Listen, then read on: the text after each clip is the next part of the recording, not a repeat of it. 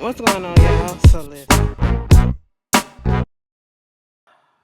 you guys, I'm going to need them to stop doing this on Insecure, okay? Because they cannot keep ending these episodes with me screaming and gagging the way that I have been, okay? Oh, this episode, let me tell y'all something. I have a headache, and you want to know why? It's just been a lot going on in the past couple of hours because Game of Thrones came on, and I'm not gonna spoil it for those who haven't watched it yet. But oh my God, like I'm so mad it's only 7 episodes this season. I'm so mad that this was the season finale. I'm so mad that next season is, I believe, the last season. Okay, but I'm so mad that we just gotta wait for this whole thing. My God. Like, winter is really here. Ain't no more waiting. That bitch came up to the goddamn door. Listen, fucking blue flames. Okay, that's all I'm saying. Blue flames. I said, bitch, what? And blue is my favorite color. So I'm like in awe, like, oh my God, this is so pretty, but this is so fucked up. But it's so pretty at the same time. Anyway, that's not what we here for. Okay, that was my Game of Thrones the reaction. Um, Insecure. All right, so we start off basically we have to deal with the aftermath of what happened with the car crash. We got Issa waking up so she can move her car to the other side of the street. Bitch, when she hit that U-turn, I was praying to God that the car don't stop in mid-turn. Okay, because I was surprised that it was even working. You know, dude come up to her. Your bump about to fall off. Okay, you think I know that? Thank you. Like I don't know what's going on with my car. Um, Molly getting calls from Dro trying to act as if nothing really happened. Am I still meeting up with you? Did you make your flight? Okay, I guess you went back to Chicago. You know, just trying to be coy around the subject, but talking about we're gonna still on to look at the basketball game. Did you look at the basketball game last night? And she was like, "Am I the only one that feel weird or awkward about the fact that we had sex?" He said, "You ain't gotta whisper it, okay? It is what it is. It was, we had sex, okay? We still meeting up, yeah." But her mom is texting her, calling her. Throughout the whole episode, her mother is calling her, calling her, calling her, but she keep ignoring the phone call. And how do you guys feel about that? Like, I get Molly's reaction because, finding out that somebody that you looked up to and held in high regards, especially daughter to the father, you know, and how sometimes we, mothers and daughters have this like contentious relationship, and we expect a lot of our mothers and all that stuff. It always be like that. And to find out that not only somebody that you looked up to, your father, cheated on your mom, but it's almost as if she see her mom as being weak for taking him back, so she's conflicted in that. And they've been together for 35 years. Shit happens, okay?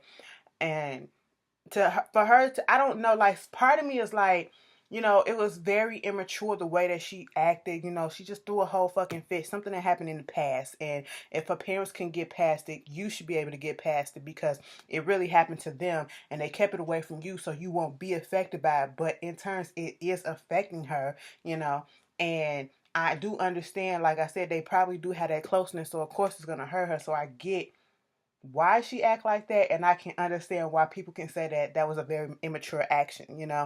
But I think she should have just went on ahead and dealt with the problem. You let a few days go by, go ahead and answer your mama's call before she pop up, okay? And some of us, our mamas will do a pop up, and you'll be and embarrass your ass. Like, come on, god damn!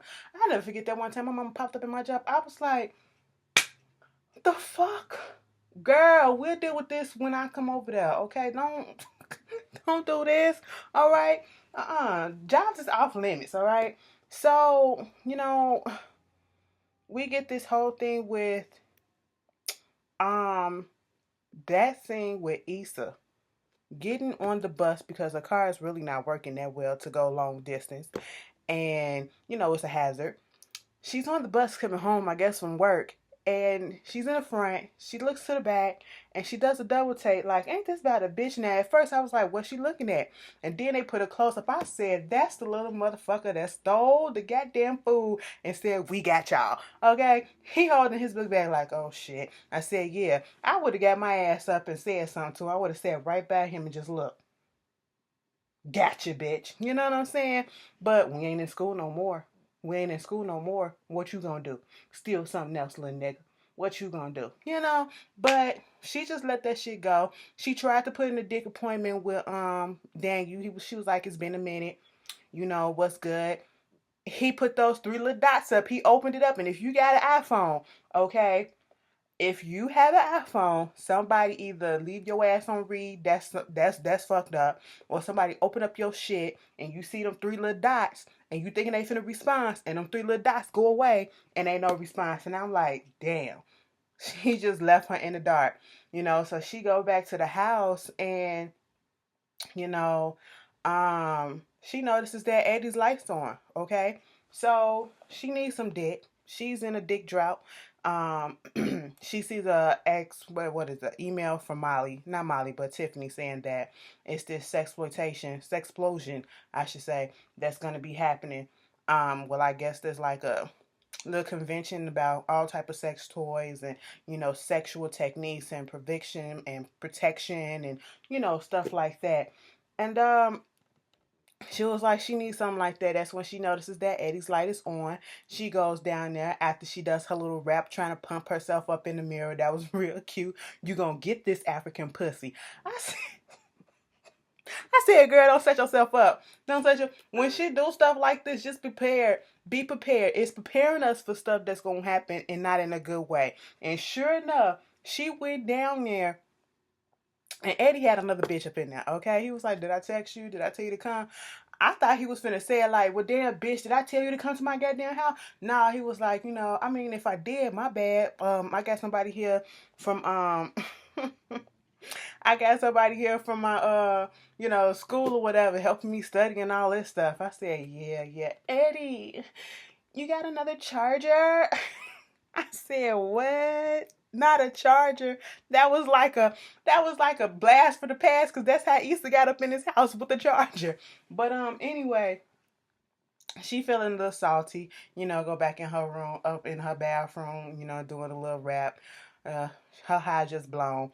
We see Issa and Molly go to the car show, not the car shop, trying to get an estimate of what's going on with her bumper. Did they say like $5,500? Man, is that with or without insurance? Okay, did my Issa ever say she had insurance or whatever? Because that shit was messed up. Pause. Let's go back. When Issa left Eddie's house or his little apartment and ran into Thug Yoda, and he was like, "You going to Target?" It's just so fucking random. You go to Target. Why would you even think that? No, what I need to go to Target for? I need some Kleenex and some Clorox bleach. Okay? I said, Kleenex and Clorox bleach? Why don't you go get that shit yourself? Okay? And then holding his baby doll, his daughter's baby doll. I said, boy, if you don't get out of here. But at first, no lie, I thought she was about to put him in dick rotation. I said, no, don't touch that thug shit. Don't touch that. Leave them limited color niggas alone. Leave that shit alone. Follow what Kelly said. I don't fuck with people who do limited colors and bang. Okay, no, they crazy. But anyway, they at the car shop and Issa's talking about her whole thing, and Molly's talking about the fact that her and Dro did what they did, and she don't know how they supposed to go back to normal and all that stuff, because they were really good friends. Like, he took her to the prom and was cool with her when she went to the prom and dressed in all pink, looking like Beyonce in the Check On It video. Oh, I bet you that look cute. It did. I said, what? Anyway, so they just going on about who she can fuck and all that stuff. Issa made a joke like, I mean, we friends, we cool, I'm here, we can fuck if you want to. And I literally was just thinking this for a second, like, maybe that's what Molly need. Molly probably needs to give dick a rest and go to puss. I'm just saying because obviously the dick that she keep choosing is not fucking working out for her. Or maybe she just needs to be by herself because I don't know. Like this is just a messy situation, you know? And they Molly had to take Issa out. They go eat and they still talking about Issa's situation with how come her rotation is not really working out right now. Okay, Daniel curved her. Daniel was in the studio that night, so he didn't want to do anything. He couldn't do anything, or so he says. And then Eddie had another bitch up in there. She was like, I mean, I'm not Rihanna. Sex with me ain't amazing, but it's like, okay, it's good. I'll come back and hit that again. You know what I'm saying? But she just trying to figure that out. When they put their order in, and she was like, "Give me a double cheeseburger with some fries and a Coke." And Molly, you can get whatever you want because it's on you. It made me chuckle. Cause I was literally sitting here like, didn't he just say that your car payment gonna be $5,500 and you just said you ain't got no money? So how you finna buy some food for her? Nah, Molly, you finna buy it. But they're gonna go to the sex explosion with Tiffany and Kelly and all that stuff. And of course they up in there talking about, you know, I feel like I honestly feel like they put this part in here because I mean, even though it was already I don't know. It was already pre-made, before all this stuff came up and the questions came up about, having sex without the condom. And, that's what a lot of people been saying. Are they using condoms or whatever? I never really seen this much uproar with other shows, especially non-black people, okay? Non-black shows saying the same thing. But, it is what it is. And they was just talking about how you're supposed to give blowjobs with condoms. And, then they saying, who gives blowjobs with condoms? That's like sucking a lollipop with the wrap on. That's what Kelly was saying. And the lady was looking like, So Molly was like, okay, we go do some condoms and all this stuff. You do have to protect and all that. Then they get into the subject about giving head. Tiffany want to put it out there that, hey, she the queen of giving head and she loves it. Okay, because she can go up in there and teach you girls how to do that shit. Then, Kelly said she'll never do that because one time she did it with some dude named Jaleel White, not Urkel, and his balls was musty, so she never would do that again. Issa said her teeth too damn big as it is, so she don't, she's like, that's a privilege. If you're not really her man, she ain't gonna be sucking your dick like that. And then one of them was like, so you be okay with putting, I think it was Tiffany said, so you okay with random dick just going up in you, but you won't suck a dick? I said, you know what? Good point. And she said, black women gotta what is it about them and this oral sex thing? Kelly said she'll be more eager to suck or eat pussy than to suck dick because pussy clean itself. I said, don't just because it self cleans don't mean that it's clean. Don't ever do that shit, okay? Then you taking a risk too, okay? You go down there and you be, oh no, I'm gonna take that back. Put that shit back on. Go in the bathroom. There goes some water and there's some towel up in there too, okay? You need to get that fixed. Get the fuck up out of here. But yeah, they was doing that, and of course, Molly talking about sex and about giving head and all this stuff. And it is so funny and crazy to hear her talk about this and knowing that the actual person, Yvonne, she's never had sex before. She's never done any of this before. And I said, that is some good ass acting, okay? Because she is convincing. Earlier, she was up in that bar. She was talking to Dro. They trying to make it seem like they're not going to go back and do the same sex that. Not going to fuck no more times. It was just going to be that one time and that was it. She was like, Candace is cool with it. It was Candace's idea or whatever to, have be with multiple people and not be tied down and all this stuff. And the way that Joe be talking about this, since we haven't seen Candace in 2 episodes, 2 maybe 3 episodes, okay? We see her next week. And I just can't wait to see how that's gonna be because it's gonna be so fucking awkward. It makes it seem as if Dro is lying. I don't know. Like, it just makes him seem real sneaky. He could be telling the truth, but he just, I don't know. Because we always seeing him with Molly these days. And it's like, well, damn, do you got time for your wife? Are you really with your wife? Or is she out there getting dick down if y'all really got this open relationship? And what time do y'all spend with each other? Like, what type of relationship is this? Because it seems like he trying to catch feelings and stuff. Y'all planning to go on dick trips and stuff like that. And it's just like, she's saying at the bar, we ain't going to do nothing else no more. Next thing you know, he's side stroking the fuck up out of her too. I said, did he suck his thumb as a baby, as a kid, as a teen or whatever? Because that's what he looked like. His thumb, his teeth, they like, he sucked his thumb and all this stuff. I don't get the appeal. His voice is fine as fuck, but he just average to me. But I mean, maybe that's me from my gay eyes, I should say. But y'all tell me how y'all feel about Joe. Do y'all find him like sexually appealing or attractive or whatever? Let us discuss. But they in that bed talking about the same old thing, and I'm just sitting here like, you are fucking a married man at one thing, and then fucking a friend of yours. Okay, that's two. Who is married to another friend of yours? That's fucking three. And they y'all in the bed having like pillow talking shit and cuddling and playing with each other hands like y'all niggas and like y'all couple. Like it's just weird. Like, no, I could not do it. If I couldn't stand the bitch no more, then maybe I wouldn't give a shit, okay? Fuck you mean. But no, if I'm cool with it, we ain't never had no falling out. No, I just could not will myself to do some shit like that. I just couldn't. My moral, I don't care if you say it's okay, it's not okay in my book. Not at this moment, okay? I ain't reached that level of maturity, all right? And then I mean they just getting it in. Later they up in renting hotels and stuff to do stuff. He was like, you don't need no sex toy. Let me do it. He in the middle of trying to finger her in the tub, and then all of a sudden he get a phone call from Candace. Candace the so-called locked herself out, so he need to go over there and get her, let her in. And he was like, I'll plan something next weekend. So they whole weekend or whatever. I said, so you making dates? You literally making dates with this man, this married man. And then it seemed like she was perturbed that he had to leave and left her there all hot and horny. Like, girl, this is what happens when you fucking around with somebody else's man. You don't come first, okay? I'm just like, oh my God, Molly, get your shit together. Issa, get your shit together too. Issa needs some dick bad. So she called Nico over there trying to flirt with him and all this stuff. And I'm just looking at Nico. And from the moment I seen Nico, I just knew Nico was not going to be part of the whole rotation. The rotation because, he's looking for an actual relationship.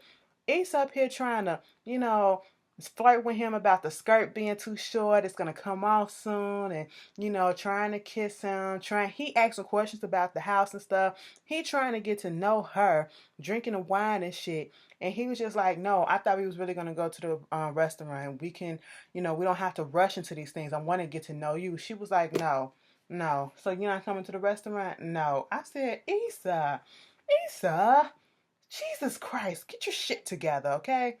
Next thing you know, we're gonna put a pause on Issa and all them. Let's just go talk about Lawrence, okay? Lawrence is at work pitching his damn app. Now, see, this whole time when Lawrence was drunk as fuck that one time when he was kicking it with the friends at his job, his co-workers at that party that they do on a Saturday night, that time that Tasha, cussed him out. So is Tasha gone? Is Tasha gone? I mean, bye. Okay. Stick to your britches, girl. But I was listening to him, just telling them girls what his app was about, the Woo Woo app. Okay, and I said, oh, you better be careful that they won't steal your stuff and use it as their own idea. And then when last week episode when he was saying that he might not be there as they pitched his app for him, I said, they might pitch that shit and make it seem like it's his. Not his, but theirs, I should say. But he was actually there to pitch it. And the two owners or whatever who he was pitching it to, they was like, okay, this is cool. And you can just see right then and there, maybe because he was so eager and that somebody was actually taking interest and, he was finally able to pitch a damn idea for this app. He could not see through the anticipation that he felt like this was a great app or whatever, that the owners and the boss that he was pitching into, they were not enthused. they asking him about his shoes, and they just saying they ain't have no questions and nothing like that. And then the other coworker, the one that he gonna fuck around with, I think her name Brooke or whatever, girl, she was basically saying, I know how they work and they're not enthused. They're not here for you. You have to lower your expectations because if they don't ask you questions and go into details or whatever, they don't give a fuck. And he was like, okay, maybe you're wrong, so I'm not going to go with what you're thinking. She was like, I've been here long enough to know, but hey, you do what you want to do. He go over there to them and it's the same thing. They don't really have no questions and they're asking him about his shoes and he realized that, yeah, it's done. And they even said, oh girl sat there and said, your app is dated. Okay. And I was sitting here like, the concept of his app, from the stuff that we've been hearing about it throughout the season and last season, it's already been done before. So what are you gonna do different? So, she was talking about her app. They vibing on the thing that they, she wanted to have an app that was bigger than Uber and, Lyft or whatever, called Drive By. I said the name alone. No, you're gonna have to change that name. And then I'm just sitting here like, man, at one point it was a silence, like they vibing, and I said, oh, he gonna fuck this girl and it's gonna be some trouble. Or maybe they gonna hook up and actually become a couple. We don't know. Cause Issa over here getting digged down. She over here getting digged down by or trying to get digged down by Daniel. Daniel listening to some music or whatever, and she was like, it sound good and all that stuff. Now, he get her little wine that she like, and they sipping the champagne and stuff, and it's all to the good, right? Right. Until they get ready to get it in. And then, Issa was like, no, no, stop it. I got that. Took her shirt off. Then gets down on the floor. Mind you, she said giving head is a privilege. You got to earn that shit. So Issa get down on that floor and she just started. It was so fucking awkward and weird to see Issa Rae, the person actually playing this character of Issa D, getting down on the floor trying to stimulate like she's giving head to Daniel. And I mean, soon as she put her clamped them teeth on there, Daniel was lost in the sauce. Okay, he was hooked, bitch. Daniel looked like he was about to come right then and there. Next thing you know, all of a sudden we get it fast forward and she's still down there doing what she's doing. We getting aerial shots and all this stuff of her actually doing it. So it's just making me a little bit uncomfortable. And next thing you know, Daniel was like, oh shit, oh shit, I'm about to come. I'm about to boom. And Issa said, don't. Oh my God. And then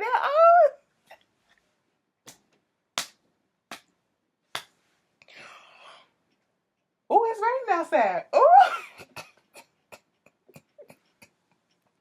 He shot his shot dead in her fucking face. And not just in her face, in her goddamn eye. Bitch, and Issa got pissed off.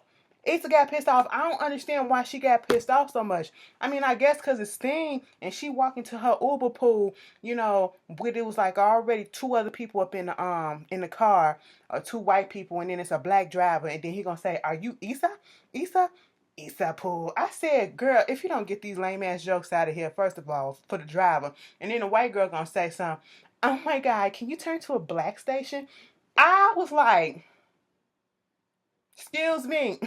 It's a black station. Y'all, if you seen my Facebook and my Instagram from last week or earlier last week, this past week I should say, I had a similar experience where I got into the Uber, Lyft or whatever, and as soon as I got in, the driver was an older white man. He was listening to some other music that was up to his speed. Next thing you know, when I stepped my ass down on that chair, he went on ahead and turned it to like the most ratchet of the all ratchets of the ratchets of this so-called rap music. I said, and then turned it up. I'm sitting in the seat like, so you really just assumed that I wanted to listen to this shit? Because I was like, I was so like in my fit. I couldn't do nothing. I couldn't even speak. I just was like, I'm trying to process this. Did you really just turn to this shit and then turn it the fuck up? Girl, Issa nursing her eye, making it so obvious that something happened. And I'm just sitting here like, girl, why are you getting upset that he shot in your eye? Okay, I mean, it was an accident, but what the fuck did you expect? You shouldn't have sucked it so good, okay? And like Daniel said, bitch, I didn't ask you to do this. You did this. You got down on your knees and did this shit, okay? You thought that he deserved the treat, and he rewarded himself and you with it, okay? What did you think he was gonna hold down and shoot in his hand? Your face just so happened to be right there. It wasn't intentional. So why are you so fucking mad? Like, I'm confused. The child, let's go there since we talking about sex this whole episode. And you know, bitch, I'm nosy as fuck. So to my ladies and to my gays who dick down like that, y'all ever had an experience where you got pearl necklace? That means you get shot right here on the chest and all that shit. Or you got shot in the eye. You know, was it accident? Do you swap? Let me stop. That's a little bit too deep. But have you ever had a similar experience? Let's discuss, y'all. That was Insecure. You know, next week is Derek's birthday. Everybody showing up. Candace gonna be there. It's gonna be awkward between Candace and Molly, and Lawrence gonna show up too. Girl, I can't wait to see this. Y'all tell me how y'all feel, and I will see you guys later. Peace.